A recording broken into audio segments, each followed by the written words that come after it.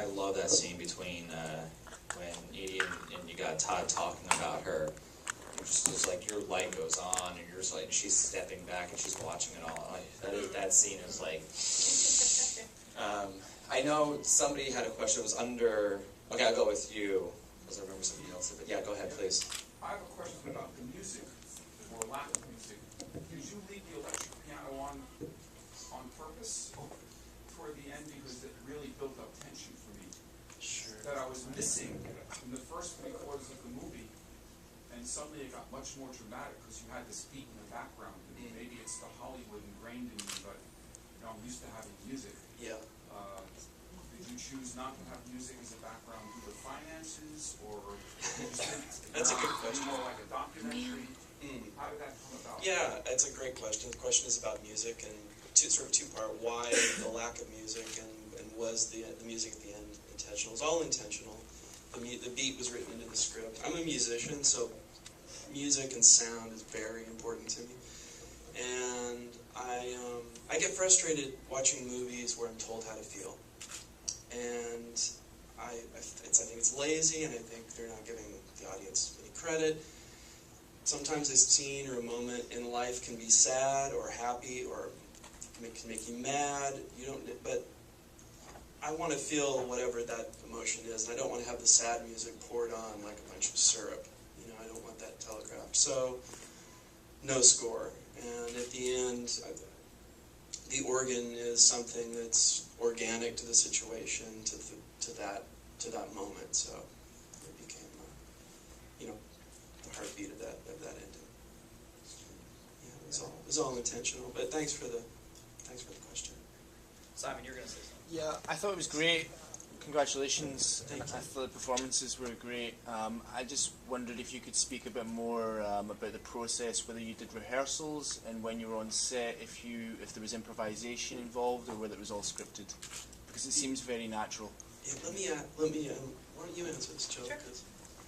Sure. Yeah, the majority of it was scripted. We had a little bit of improvisation, not much though. I mean, the script is credit to Chris Brown here, and our rehearsals really happened on set too. We met a couple times before the shoot, just as people, not really as actor, as in character, just to kind of get to know each other a bit. But on set was where it really happened, and thanks to digital, one is able to do more than 1 or 2 takes. You can just kind of keep rolling and rolling and rolling. And Chris is a fan of that, so we would really, some of those takes would happen a few times, which allows the actors room to play. I mean, there's a real sense of freedom for actors, and knowing that you've got a director who's really supporting you and is giving you kind of the whole sandbox to play in lets the actors just kind of explore and go places maybe they didn't even anticipate. So that's really how it was, but it was mainly scripted, not too much improv.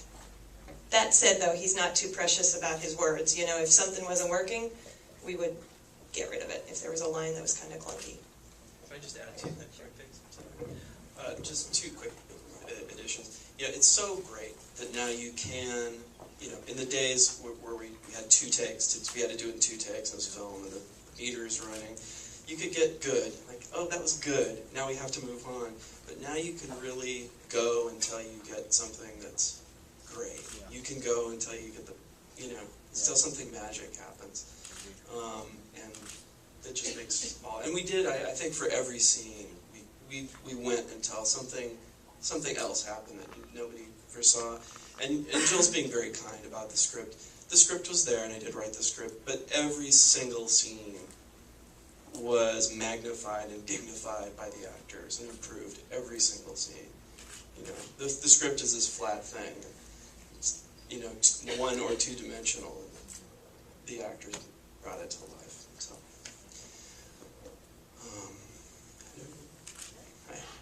well, as kind of a married couple working on a film together, are you going to continue to do that, or is that going to be straining to continue trying to do that?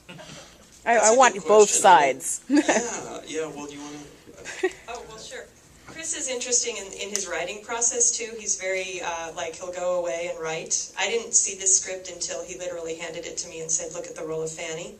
I had no idea what it was about. I didn't know what he was writing. So I don't know what's in store for us as a couple as far as that, because he says he has 3 projects, but I don't know what they are. So you can't even grab me later and say, hey Jill, what's he working on? Truly, honest, I don't know. So, I don't know. Answer to that question, yeah.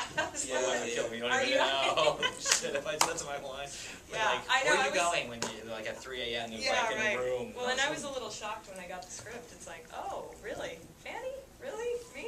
Really? It actually took a bit of convincing, Yeah. more than a bit of convincing to convince Jill to So- do it. It was amazing, actually, when I found out you guys were married.